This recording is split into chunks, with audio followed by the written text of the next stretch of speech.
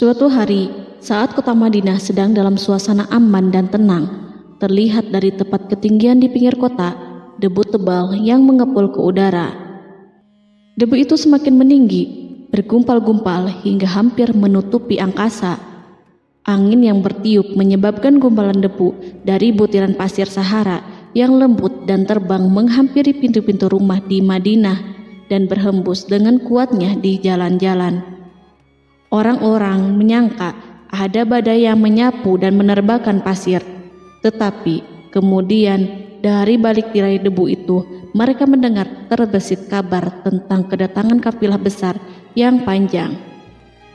Tak lama kemudian 700 kendaraan yang syarat dengan muatannya memenuhi jalan-jalan dan mengguncang Madinah.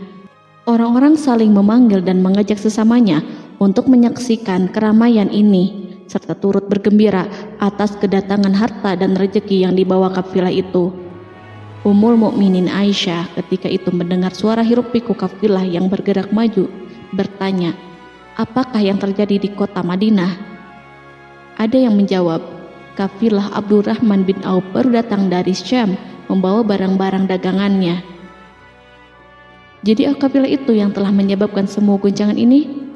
Tanya Ummul Mukminin. Benar, wahai Ummul Mukminin. Jumlahnya 700 kendaraan. Ummul Mukminin menggeleng-gelengkan kepala. Pandangannya menerawang jauh seolah-olah sedang mengingat-ingat peristiwa yang pernah dilihat atau ucapan yang pernah didengarnya. Kemudian ia berkata, aku pernah mendengar Rasulullah bersabda, aku melihat Abdurrahman bin Auf masuk surga dengan merangkak. Abdurrahman bin Auf masuk surga dengan merangkak? Mengapa ia tidak memasukinya dengan melompat atau lari-lari kecil bersama angkatan pertama para sahabat Rasulullah? Sebagian sahabat menyampaikan cerita Aisyah kepadanya, maka ia pun teringat telah mendengarkan hadis dari Nabi lebih dari satu kali dan dengan redaksi yang berbeda-beda. Sebelum tali-tali pengikat perniagaannya dilepas, Abdurrahman melangkahkan kakinya ke rumah Aisyah lalu berkata kepadanya, engkau telah mengingatkanku suatu hadis yang tidak pernah kulupakan, maka saksikanlah bahwa kafilah ini dengan semua muatannya beserta kendaraan dan perlengkapannya aku persembahkan di jalan Allah. Seluruh muatan 700 kendaraan itu dibagi-bagikan sebagai perbuatan baik yang agung. Peristiwa yang satu ini saja sudah cukup untuk mengukir sebuah gambaran yang sempurna tentang kehidupan sahabat Rasulullah Abdurrahman bin Auf. Dialah saudagar sukses yang lebih sukses daripada kesuksesan yang pernah ada.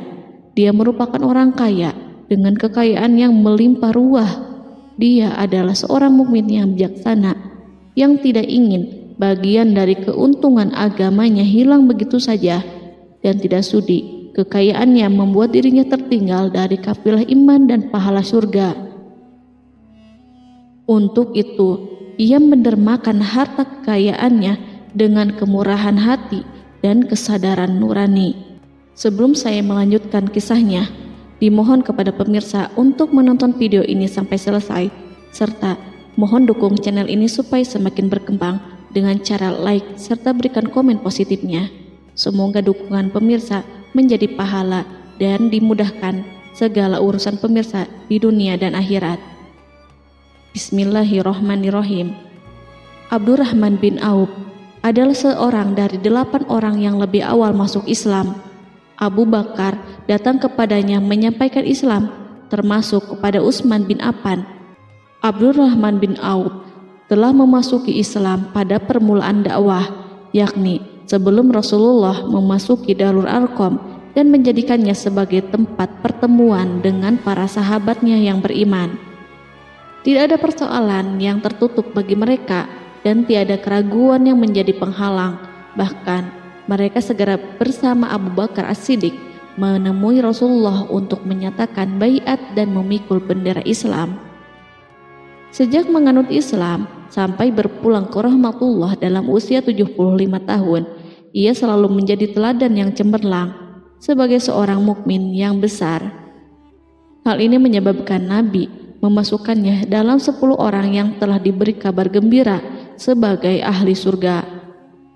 Umar mengangkatnya sebagai anggota majelis syuro yang terdiri dari 6 orang yang merupakan calon khalifah yang akan dipilihnya sebagai penggantinya.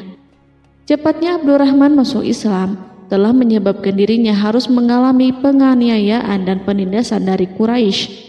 Ketika Nabi memerintahkan para sahabatnya hijrah ke Habasyah, Abdurrahman bin Auf pun ikut berhijrah. Kemudian ia kembali lagi ke Mekah, lalu hijrah untuk kali keduanya ke Habasyah, dan selanjutnya hijrah ke Madinah. Keuntungannya dalam perniagaan sangatlah besar, hingga mencapai batas yang membuat dirinya merasa takjub dan heran, sehingga ia berkata, "Sungguh aku melihat diriku ini, seandainya mengangkat batu, niscaya aku temukan emas dan perak di bawahnya." Perniagaan bagi Abdurrahman bin Auf bukanlah jenis perdagangan yang tercela maupun monopoli. Bahkan ia sendiri bukanlah orang yang berlomba-lomba untuk mengumpulkan harta atas dorongan agar menjadi orang kaya. Sekali-kali bukan itu, melainkan suatu amal dan kewajiban yang keberhasilannya akan menambah kedekatan jiwa kepada Allah dan berkorban di jalannya. Abdurrahman bin Auf adalah seorang yang kuat emosi jiwanya, di mana ia menemukan kepuasan emosinya itu dalam amal yang mulia. Apabila ia tidak sedang sholat di masjid dan tidak sedang berjihad dalam peperangan, ia pasti sedang mengurus perniagaannya yang berkembang pesat. Sehingga kafilah-kafilah dari Mesir dan Syria membawa ke Madinah barang-barang muatan yang dapat memenuhi kebutuhan seluruh jazirah Arab, baik pakaian maupun makanan.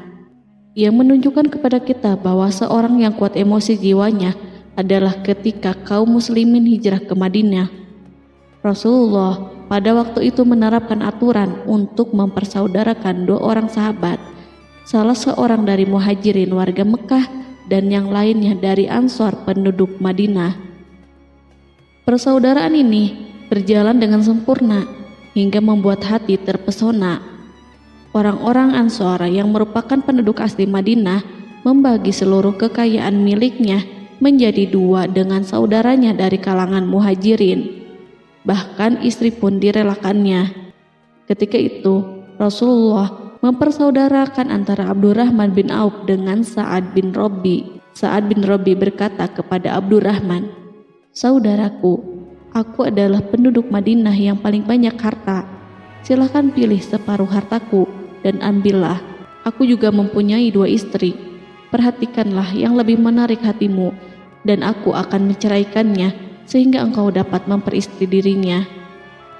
Abdurrahman bin Auf pun menjawab, "Semoga Allah memberkahi dirimu dalam istri dan hartamu. Tunjukkanlah kepadaku letak pasar." Abdurrahman pergi ke pasar. Ia berjual beli di sana dan mendapatkan keuntungan. Kehidupan Abdurrahman bin Auf di Madinah, baik semasa Rasulullah maupun sepeninggalnya beliau, selalu ditunaikannya dengan sempurna untuk memenuhi hak agama dan beramal di dunia. Perniagaannya sukses dan menguntungkan. Seperti diungkapkannya sendiri bahwa seandainya ia mengangkat batu dari tempatnya, pasti ia akan mendapatkan emas dan perak di bawahnya. Salah satu faktor yang membuat perniagaannya berhasil dan mendapatkan berkah adalah karena ia sangat selektif untuk berniaga yang halal dan benar-benar menjauhkan diri dari segala bentuk jual beli yang haram, bahkan yang syubhat sekalipun. Selain itu, faktor yang menambah kejayaan dan keberkahannya adalah labanya yang bukan untuk Abdurrahman sendiri, melainkan di dalamnya terdapat bagian Allah yang ia penuhi dengan baik. Ia menggunakan hartanya untuk memperkokoh hubungan kekeluargaan dan mengeratkan tali persaudaraan, serta menyediakan perlengkapan yang diperlukan untuk tentara Islam. Bila total perniagaan dan kekayaan yang lainnya ditambahkan keuntungan yang diperolehnya dihitung, jumlah kekayaan Abdurrahman bin Auf itu dapat diperkirakan dengan memperhatikan jumlah yang dibelanjakannya di jalan Allah. Suatu hari, ia mendengar Rasulullah bersabda, "Wahai Ibnu Auf, engkau termasuk golongan orang kaya dan engkau akan masuk surga dengan merangkak." Karena itu, pinjamkanlah kekayaan itu kepada Allah agar Dia mempermudah langkahmu." Sejak ia mendengar nasihat Rasulullah ini dan menyediakan bagi Allah pinjaman yang baik, Allah justru semakin melipat gandakan kekayaannya hingga berlimpah ruah. Suatu hari, ia menjual tanah seharga 40.000 dinar. Kemudian uang itu dibagi-bagikan semuanya untuk keluarganya dari Bani Zuhrah, untuk para istri Nabi, dan untuk kaum muslimin yang miskin. Pada kesempatan lain, ia menyerahkan 500 ekor kuda untuk perlengkapan tentara Islam. Pada hari yang lain, ia menyerahkan 1.500 kendaraan unta.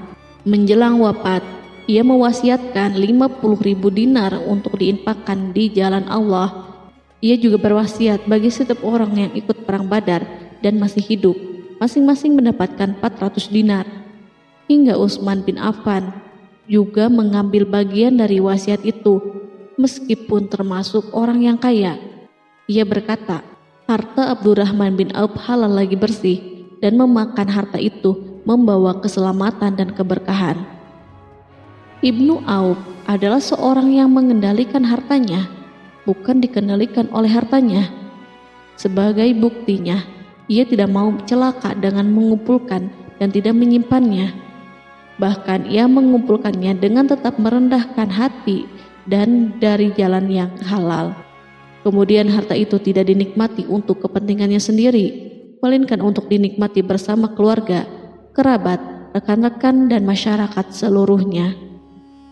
Karena begitu luas pemberian serta bantuannya, ada yang mengatakan seluruh penduduk Madinah berserikat dengan Abdurrahman bin Auf pada hartanya. Sepertiga dipinjamkannya kepada mereka, sepertiga lagi dipergunakannya untuk membayar hutang-hutang mereka, dan sepertiga sisanya dibagi-bagikan kepada mereka. Harta kekayaan ini tidak akan pernah membuat kelegaan dan kesenangan pada dirinya selama ia belum menemukan jalan untuk membela agama dan membantu rekan-rekannya. Adapun untuk selain itu, ia selalu merasa khawatir terhadap kekayaannya. Pada suatu hari, dihidangkan kepadanya makanan untuk berbuka karena waktu itu sedang berpuasa. Ketika pandangannya tertuju pada hidangan tersebut, selera makannya pun bangkit. Namun, ia justru menangis sambil berkata, "Mus'hab bin Umair telah gugur sebagai syahid dan ia jauh lebih baik daripada aku. Ia hanya mendapat kafan sehelai kain yang jika ditutupkan ke kepalanya, maka kelihatan kakinya, dan jika ditutupkan ke kedua kakinya, terbukalah kepalanya. Demikian pula Hamzah yang jauh lebih baik daripada aku. Ia pun gugur sebagai syahid, dan saat akan dikuburkan hanya mendapatkan sehelai selendang. Dunia ini telah dihamparkan kepada kami seluas-luasnya, dan hasil sebanyak-banyaknya telah diberikan kepada kami. Sungguh kami khawatir bila pahala kebaikan kami telah disegerakan balasannya di dunia." Pada peristiwa lain, sebagian sahabat berkumpul bersamanya menghadapi jamuan makan di rumahnya. Tak lama setelah makanan diletakkan di hadapan mereka, Abdurrahman menangis sehingga rekan-rekannya bertanya, "Apa yang membuatmu menangis, wahai Abu Muhammad?" Ia pun menjawab, "Rasulullah telah wafat, dan semasa hidup beliau beserta keluarganya tidak pernah merasakan kenyang makan roti gandum. Apa harapan kita apabila dipanjangkan usia tetapi tidak menambah kebaikan bagi kita?" Demikianlah, kekayaan yang melimpah itu sedikit pun tidak membangkitkan kesombongan dan takabur dalam dirinya. Bahkan orang-orang mengatakan tentang dirinya, seandainya seorang asing yang belum pernah mengenalnya kebetulan melihatnya sedang duduk bersama budak-budaknya, niscaya ia tidak bisa membedakan di antara mereka. Tetapi bila orang asing itu mengenal satu saja sisi jihad Ibnu Auf dan ujian yang dihadapinya, ia pasti langsung mengetahui siapa dia. Misalnya, ia mengetahui bahwa di badannya terdapat 20 bekas luka di perang Uhud, dan bahwa salah satu dari bekas luka itu meninggalkan cacat pincang yang tidak sembuh-sembuh pada salah satu kakinya. Contoh lain, beberapa gigi serinya rontok di perang Uhud yang menyebabkan kecedalan yang jelas pada ucapannya. Saat orang asing itu tahu salah satu sisi ini, ia pasti menyadari bahwa laki-laki yang berperawakan tinggi dengan wajah berseri, kulit halus, pincang, cedal sebagai tanda jasa dari perang Uhud, itulah orang yang bernama Abdurrahman bin Auf. Semoga Allah ridho kepadanya. Kita sudah terbiasa memperhatikan tabiat manusia, bahwa harta kekayaan itu biasanya menyebabkan seseorang suka berkuasa. Artinya, orang-orang kaya selalu gandrung untuk memiliki pengaruh guna melindungi kekayaan mereka dan melipat gandakan pengaruh itu. Selain untuk memuaskan nafsu demi kebanggaan dan kepuasan pribadi, semua ini merupakan sifat yang biasa dibangkitkan oleh kekayaan.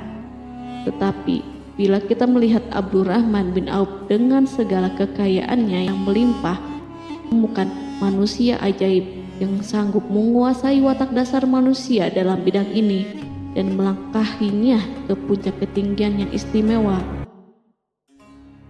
Peristiwa itu terjadi ketika Umar bin Khattab hendak berpisah dengan rohnya yang suci dan memilih 6 orang di antara mereka, para sahabat Rasulullah, agar memilih salah seorang di antara mereka untuk menjadi khalifah yang baru.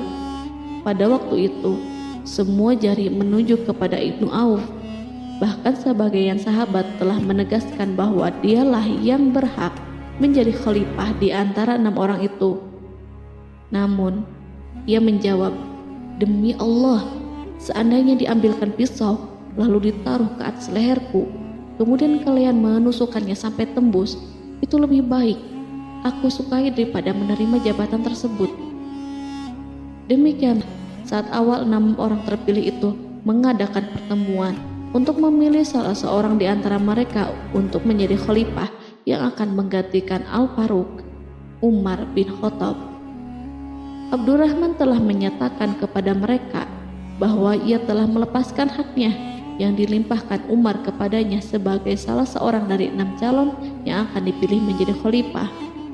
Dengan demikian, kewajiban mereka untuk melakukan pemilihan itu terbatas di antara mereka yang berlima saja.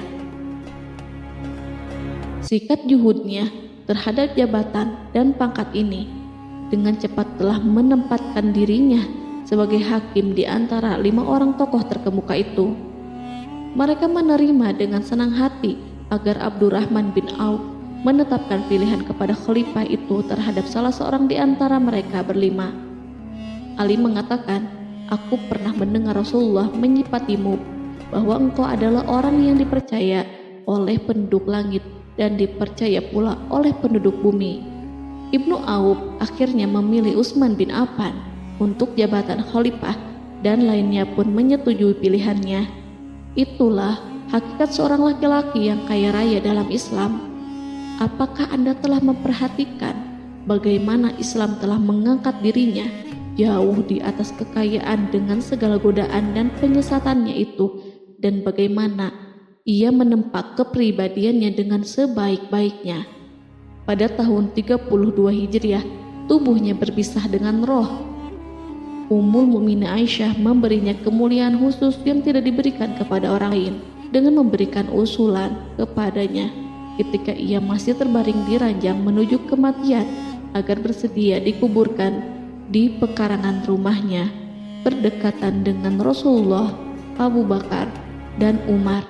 Namun ia memang seorang muslim yang telah dididik Islam dengan sebaik-baiknya, sehingga merasa malu bila dirinya diangkat dan disandingkan dalam kedudukan tersebut. Selain itu, ia telah membuat janji dan ikrar yang kuat dengan Utsman bin Maz'un, yakni jika salah seorang di antara mereka meninggal sesudah yang lain, hendaklah ia dikuburkan di dekat sahabatnya itu.